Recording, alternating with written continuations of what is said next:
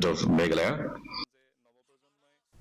Ka Federation of All School Teachers of Meghalaya dan ka Fastom sasisian kalapan pau ya ki Jingeh baki Nonghikai Ad-Hoc ki Ïakynduh hakaba ka Jingrit ka Tulop ka long ka bahakamat u Vice President ka Fastom uba sanbo jungai ula ong baki Nonghikai Lower Primary ki yo Tulop khatpla hajar tingka shibanai ki Upper Primary arpo hajar ki Secondary arpo kandai hajar ki Higher Secondary laipulai hajar ki Nonghikai haka Subject Science ki yo laipowe hajar but ki Nonghikai Hindi ki yo khatpla hajar tingka shu ula ong baka Federation kala rai ban sedang ya ka Jingeh ki bat ya ka rai ba khatdo ansa pentip haka khatlai terik menta ubnai.